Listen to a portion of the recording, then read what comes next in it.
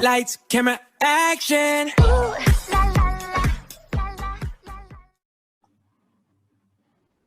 Hello everyone and welcome back to another episode of We Impact. So guys, I told you guys there is going to be amazing guests coming on board the show. You're going to enjoy it, you're going to learn a lot. Season 4 is already off with a bang and I want to give you guys more and more exposure. I want you guys to learn as much during this season. So I'm sure you guys have all heard of the app Lock&Stock. You know, where you lock your phone, you earn rewards, you get to go out, and you know, currently you can go into university as well with scholarships. So today we have the founders, Mr. Ian Fernandes and Craig Fernandes on board the show. How cool is that, guys? You know, We Impact has gone so much. We've deffed it up a lot over the last couple of years, last couple of seasons, not years, it's only 1 year. So Mr. Ian, Craig, welcome aboard the show. Thanks for having us. It's a pleasure to be here. Nice. I'm so glad you can join in and offer your insights about, you know, business, entrepreneurship, how Lock&Stock started. And, you know, I think the audience is going in for a great ride. So can I get an introduction for the audience? Can I know who Mr. Ian and who Craig are? Mr. Ian, could you start? Well, my name is Ian Fernandes. I've been with Lock&Stock ever since we started. We're the co-founders of that. I am the CEO of Lock&Stock, and I'm also handling bringing in the universities on board, especially the international universities. And apart from that, I'm also a yoga teacher, so I do yoga teaching as well, and I do a lot of breath work. So physical fitness is one of the main aspects as well, and we're also trying to incorporate that into the Lock&Stock culture and principle as well, just to bring that fitness out to the people and to the masses, especially to students today who are going under a lot of stress due to studies, due to pressure, due to the other circumstances like COVID and stuff like that. And yeah, so physical element is becoming a very strong purpose of Lock&Stock, and we're trying to move that digitally and make sure that everyone benefits from that. Yep.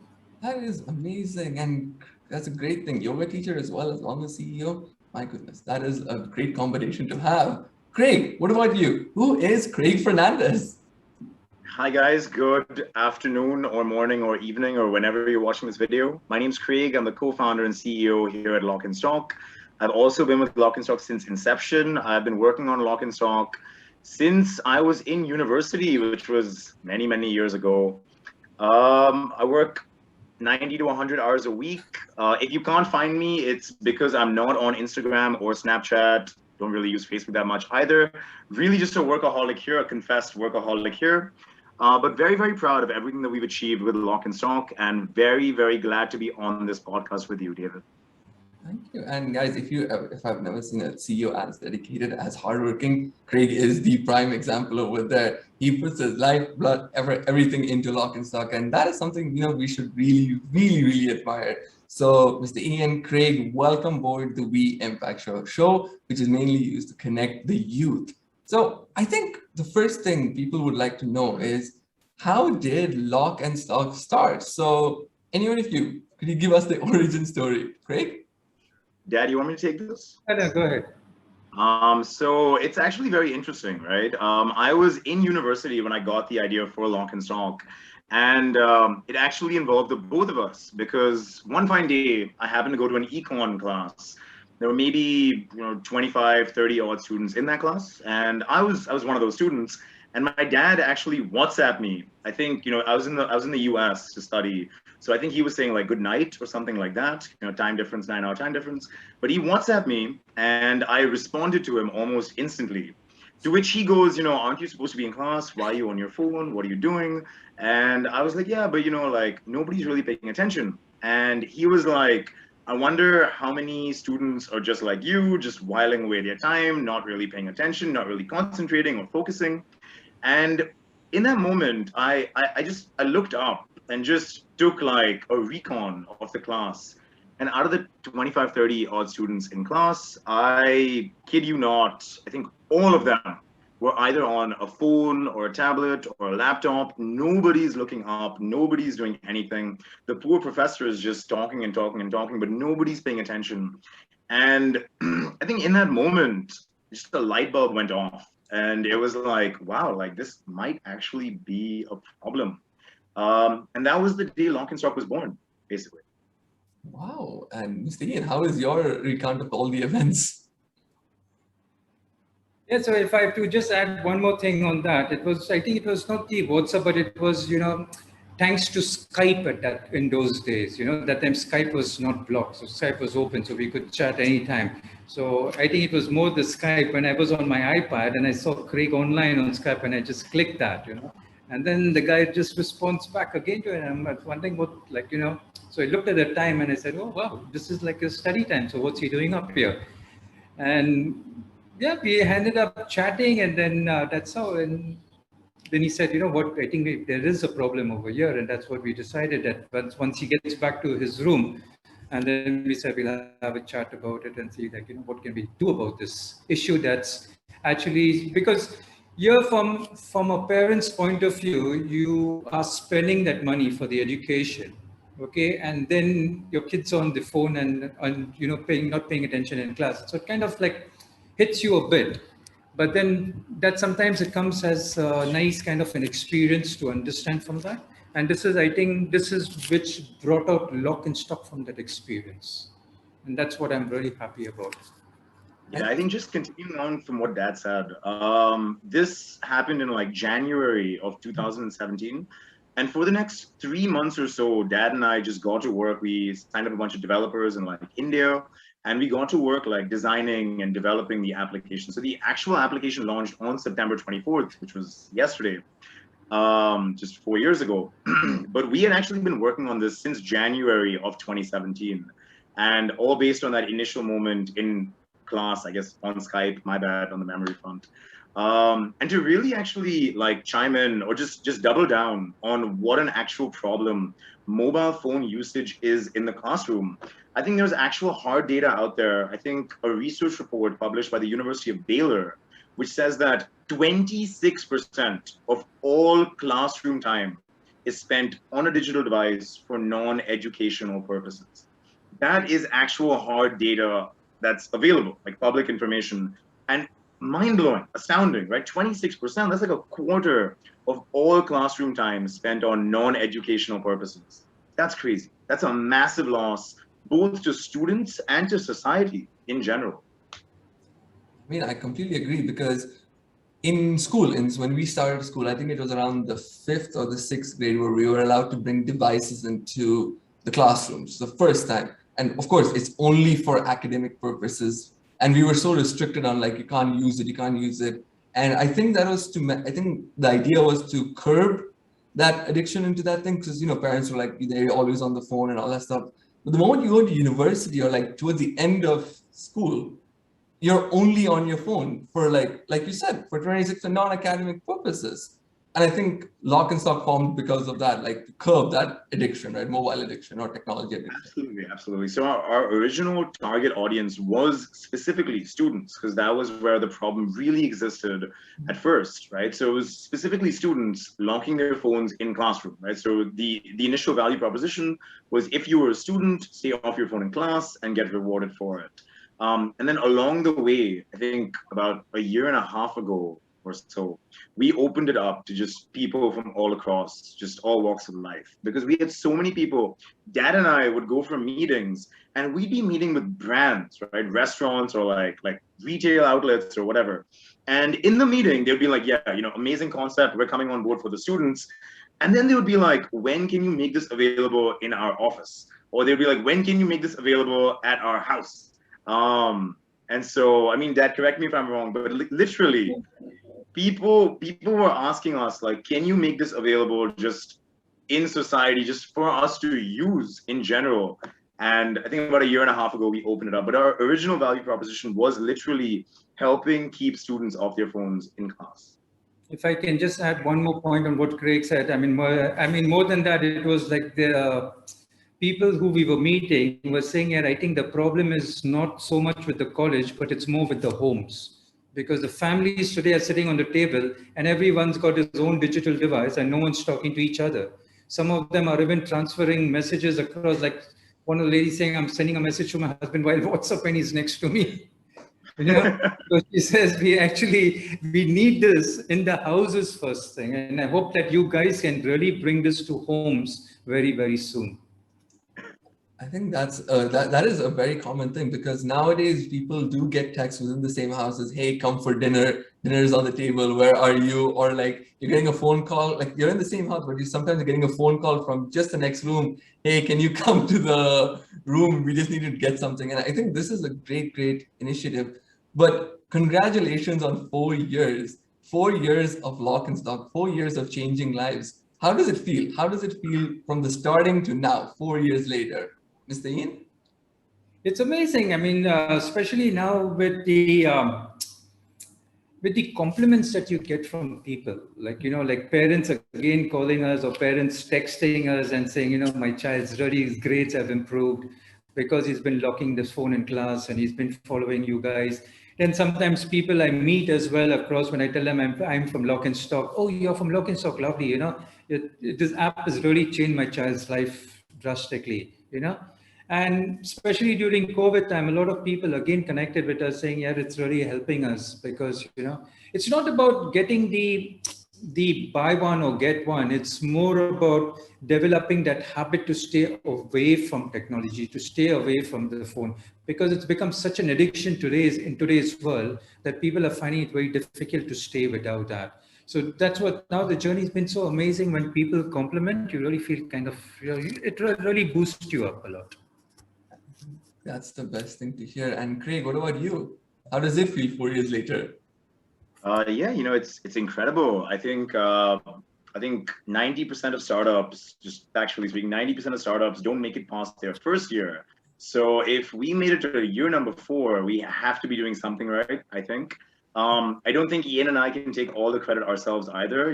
Lock and Stock has been blessed with a lot of great individuals who have helped or are still helping the company along on their journey. Just a team of rock stars, literally, that we've had the pleasure of working with and building this company, alongside. But it has been incredible. Along the way, I think from just very, very small beginnings, literally launching out of our apartment in like Dubai, to now, then getting office space and getting featured in CNN, Mashable, Arabian Business, Entrepreneur, to just our impact as well, winning Disruption of the Year at the Gulf Capital Awards last year. It's been phenomenal, I think. That is the way to go. That is your way to make an impact to society. I think that's great. And just walk us through, how is the culture like at Lock and Stock? What is the environment like? Yeah, it's very startup. It's very startup vibes. It's a very startup vibes environment. Sorry. So here at Lock and Stock, it's extremely results oriented, right? So when a new person joins, the first question that anybody asks is, what is the week like? What are my timings like? How does that work? And what everyone is told is that you set your own week and you set your own timings, right? We're extremely results oriented. If you can get the job done, do whatever you want, right? So we have people here at Lock and Stock who work 4 days, and we have people who work 5 days, we have people who work 6 days. I work 7 days.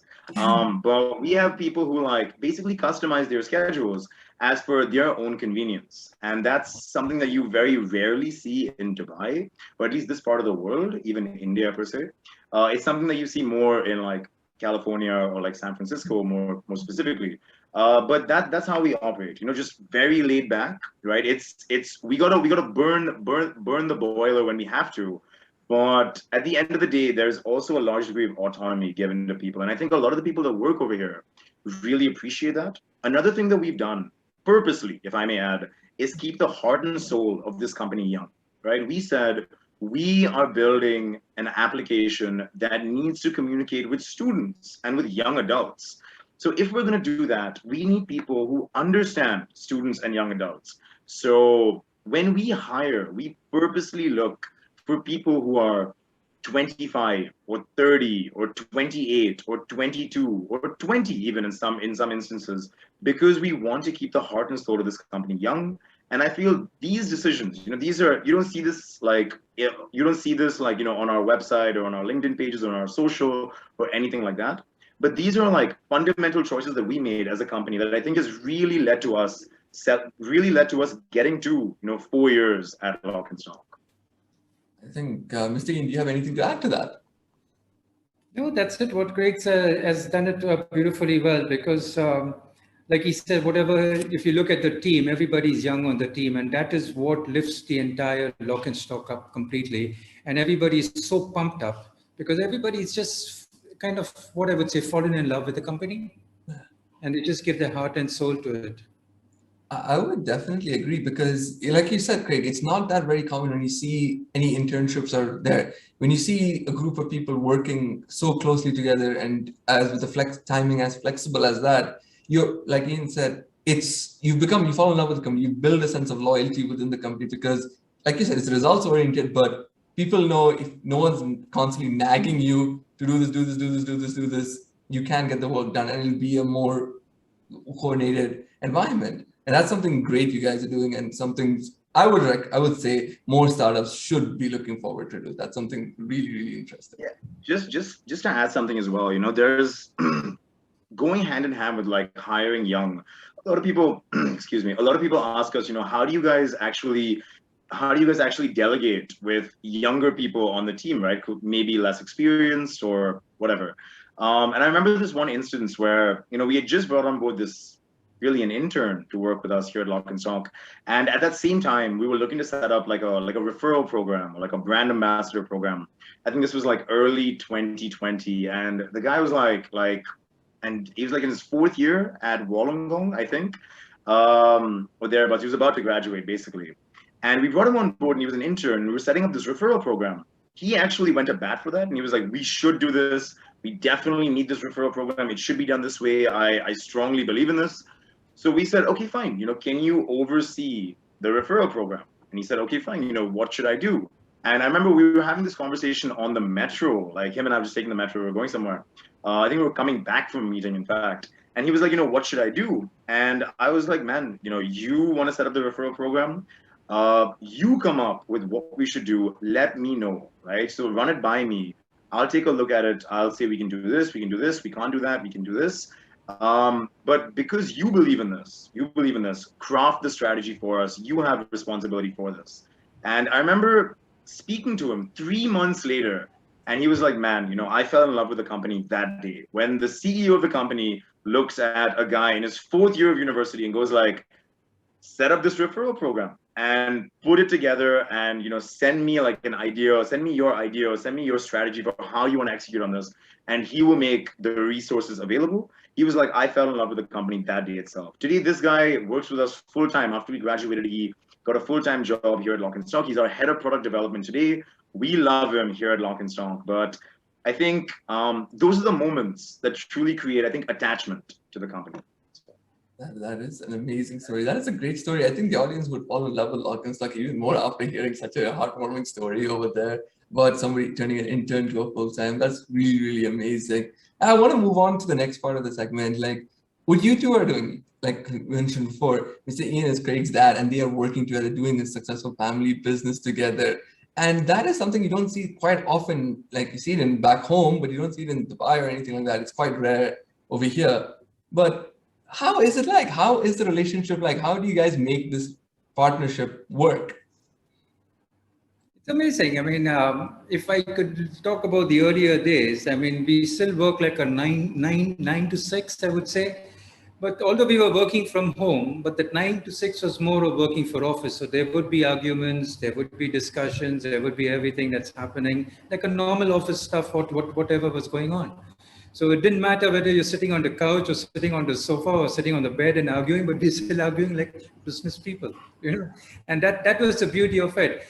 And because it's a startup, so there's no question of what time of the day or what part of the night it is. It's, if an idea is struck up, it's come up, okay, let's discuss about it. Let's do something about that, So it would be even at 12 o'clock in the night or 2 o'clock in the morning as well. So that is how it was. Craig, what's your take? How did you feel like, working with your dad for this business? Yeah, it's been a pleasure, right? So I think one of the things that they always tell you when launching a startup is that you need to rely and trust the people that you work with, at least in the very, very initial stages.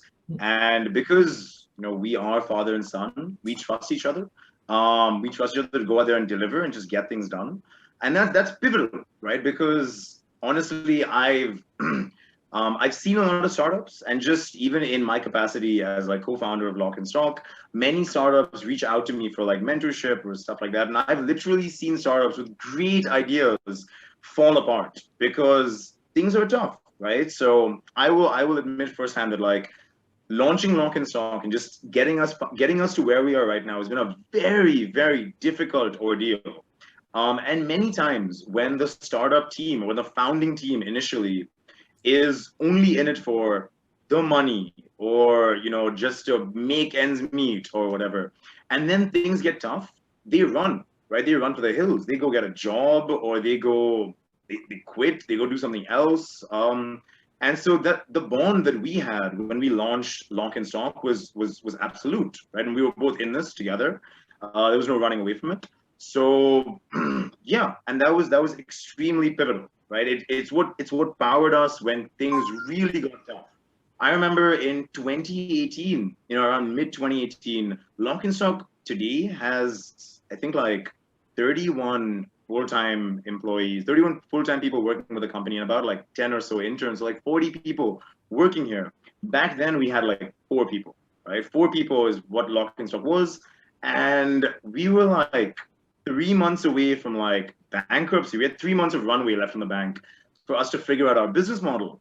And when things get tough like that, and that's high pressure environment, right? Because now literally, if you were working like 60, 70 hours before, when you have 3 months of runway left, now you're working like 90 or 100 hours a week. And that's when things really, really get tough. And I think the team that we set up, so Dad and myself definitely, and even the other people that we had involved, so the 4 of us really stuck together, put our heads down and got through it, because I think we enjoyed working with each other. Dad and myself especially so, because we had been with it since the very, very beginning. Number 3 and number 4, Hussein and Mustafa as well, because I think we just enjoyed working with each other, right? And that's something that is not spoken about as much, and was definitely a factor of strength when launching Lock&Stock. I think that's an amazing story to hear, actually, because you guys are very honest. You guys, and Mr. has mentioned that it is because the startup, there will be conflict, there will be arguments and all that stuff, and many times we are like akin to instances where the startup just completely crumbles when there is argument between the family. It can cause rifts and all that stuff. But you guys work past that, and it's 4 years of Lock&Stock. Like, I'm just touching wood, there's like wood here, I'm just touching that. Oh, that's for more success. So like the audience loves that part. That's like my favorite part of the segment, where I just keep touching the wood to wish the guests for good luck. But like, how do you guys prioritize? Like, I think prioritization is important, right? Of how you can separate work and business, right? Personal life, right? So how do you guys prioritize your socials? Like, how do you make that a difference? I mean, just to touch back on your previous point, from what Craig just said of the team and the others, is when you have that passion, the passion for the business and the passion for Lock&Stock, then no motivation is required. Your passion will drive you there, and that is what it's being done to us right now. It's just that the passion is driving us across towards all the successes that you're seeing that's happening right now in Lock&Stock. And coming back to your question as to how do we work and with the work and life balance, I mean, it's a startup. So there's no rules. Everything goes out of the roof. Yeah, I think just adding on to what Dad was saying. Yeah, it's honestly when you launch a startup, and if you really want to make a startup work, as I said earlier, 90% of startups die in their first year, and I think like 95% in their first like 3 years. So very, very, very few startups actually make it. So if you want to launch a startup and actually make it work, there is no work-life balance. And that I might get criticized for saying that, I might get trolled for saying that, but there is no work-life balance, frankly speaking. Work comes first, right? If you are swimming against the tide, right? The odds are stacked against you. The odds say you'll fail. And if you want to beat the odds, you have to give it your extra 125%, right? So earlier, I think I was talking about working 60, 70 hours. And then when things were really tough, working like 90, 100 hours. Assuming that I'm human, so I also sleep and eat, there is no time for anything else, right? So there is no work-life balance. So that is the priority. But if it works, the rewards are extremely high. When building this company, I think something that Jeff Bezos actually said is, when living life, or when launching a company, when doing something, when living life, live life with the principle of regret minimization, right? All these things about work-life balance, okay, social life, this, that, whatever, that's cute, I guess. But at the end of the day, you don't want to wake up when you're 40 years old or 50 years old or 60 years old and think to yourself, man, what if I had just worked a little bit harder back then? Or what if I had just given it my extra, back then? My life might have been so much different. You don't want to wake up with regret later in life, right? So if you really want something, go out there and get it. And that's just the mentality that we have. Yeah. That's what I actually appreciate the most, because now you're giving a brutally honest reality of that situation. Like, of course, the work-life balance is a great thing. It's important. Like, people do preach about it. And if you can do it, you should. But at least you're the first CEO on the show who's actually told it's really hard to do. If you want to be successful, get it. And forget the trolls, you guys, you'll actually be revered, because there are people who really like that mentality of getting it done. And I think that's absolutely amazing. Now, I just want to touch upon this point about entrepreneurship in the expat community in Dubai. How does that work? I know it's quite difficult to start up businesses. Again, over here, successful business, and Craig, I think it's something you're passionate about. So what do you think about entrepreneurship, especially in this time, in 2021, post-COVID? Dad, you want to go first? No, go for it. Yeah, it's different, right? So post-COVID, pre-COVID, whatever. I'm just gonna make a differentiating factor over here and say that, like, people do start businesses, in Dubai, or at least middle-class Dubai. I'm not talking about Arabian ranches, Dubai Marina, or that side of town. I'm talking about like actual middle-class or lower middle-class Dubai. So Bar Dubai, Dera, Gisas, Nada, or extending out even into Sharjah, right? So Dad, me, and Mom, we used to live in Sharjah, right? We used to live on like Al-Wada Street, Sharjah. And then I think about 10 or 12 years ago, we moved to Gisas, which is where we still live today. And people do launch businesses, but they launch like maybe like restaurants or like travel service companies or whatever, like normal, standard businesses, traditional businesses. Tech entrepreneurship is not a thing from where we come from, right? Tech entrepreneurship is not a thing. I went to high school. I went to Dubai Scholars, which is in Gisas. And after that, I went to St. Mary's, which is in Oud Metha.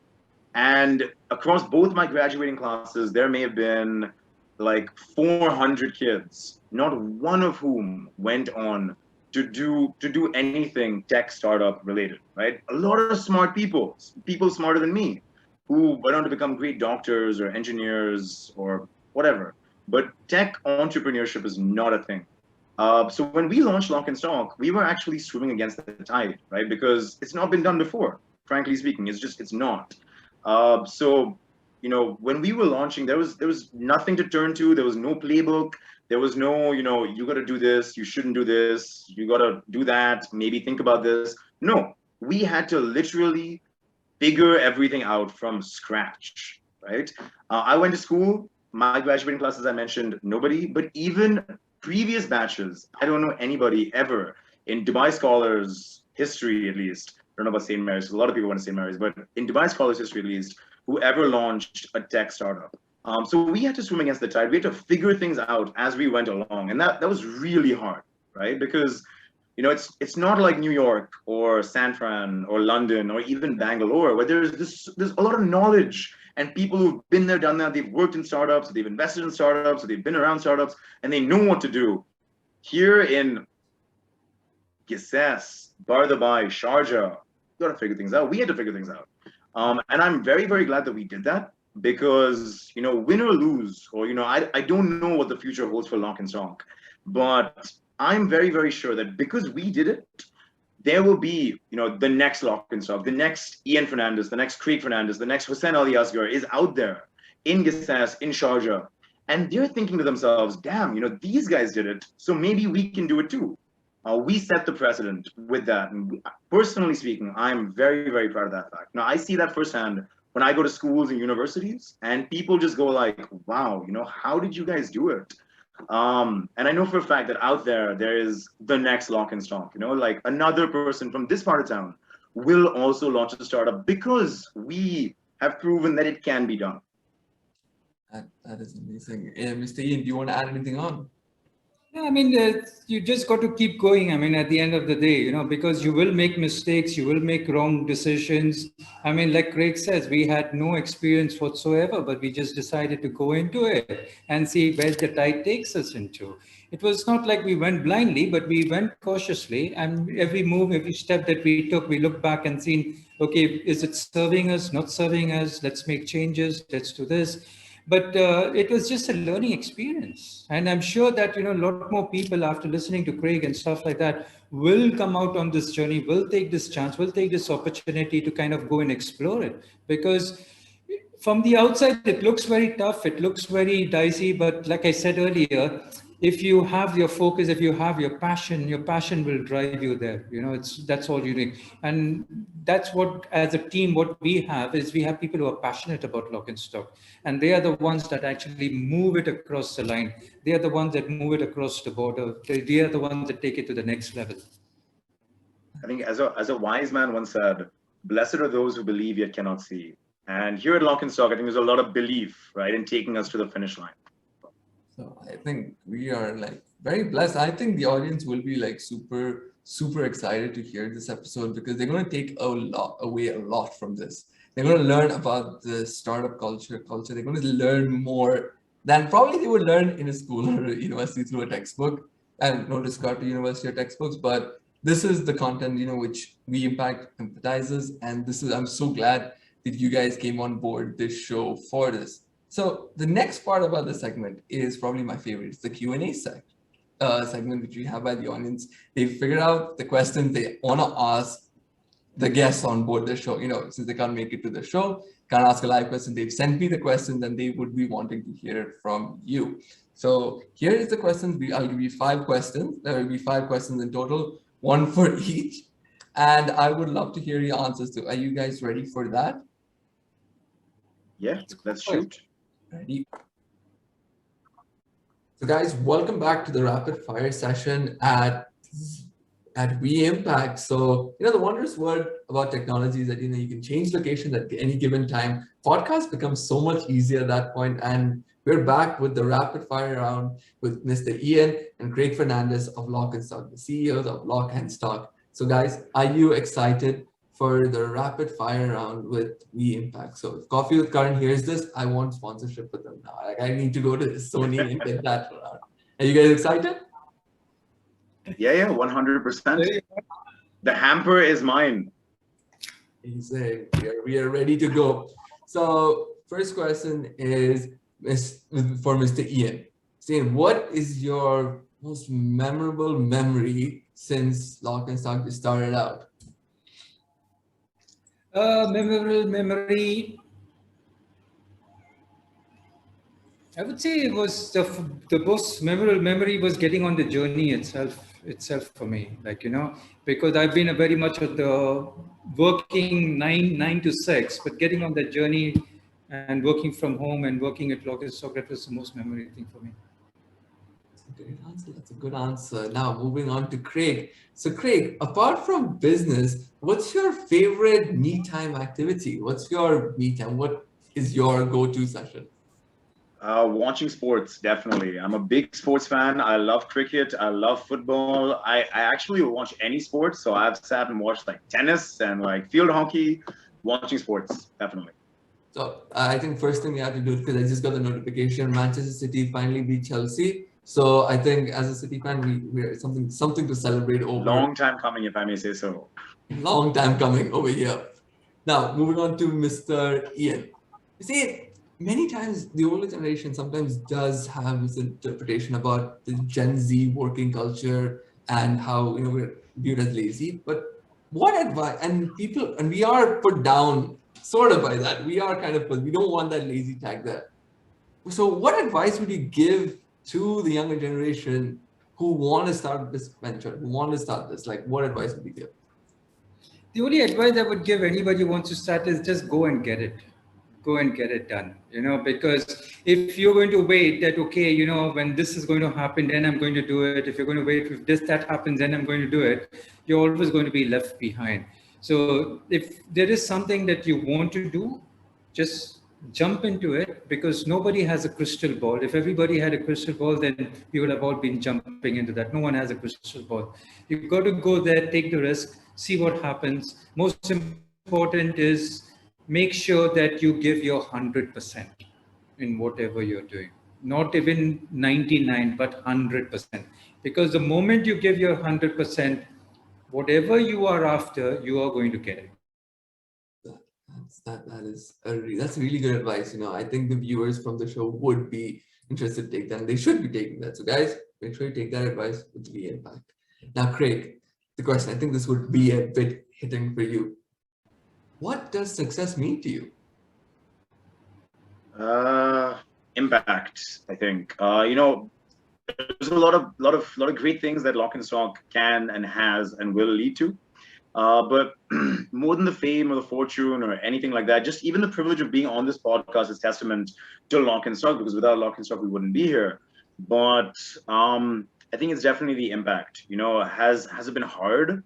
Yes. Have there been sleepless nights? Yes. Have there been 100-hour working weeks? Yes. But at the end of the day, it's about what that's led to. And fact of the matter is that our products have led to over 1,800 years in time saved for students, parents, teachers, educators, users, basically, and over $4 million in scholarships transferred. So it's definitely impact. I think that makes it all worth it. That's a great answer. And I just keep saying Lock&Stock will continue to stand the test of time in making an impact in students' lives and adults' lives, because now it's available to everyone on every platform. So the last question I have for both of you, okay, I would like both of you to answer this individually. Since Lock&Stock is 4 years making, what would you say to yourselves 4 years back when the company just started out?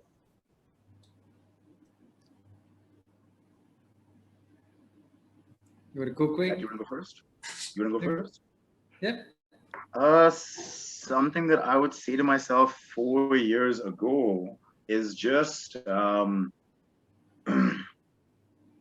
believe, honestly. Just believe, literally. Keep your head down, focus, tunnel vision, and just believe that it will be good, it will be great, it will work out. And work hard, and eventually you'll get there. I think Younger, you would like that advice really well. Mr. Ian? I would say you are on the boat now, so there's nothing else you can do. You might as well just go with it and keep steering it. Just keep your eyes down, keep focus, keep your vision clear, have that clarity, and just keep moving forward. Because the moment you start looking at the back, you're going to have doubts. But the moment you keep looking forward, you're going to find clarity, you're going to find creativity, you're going to find ideas that are going to come out and venture into different things and do things differently.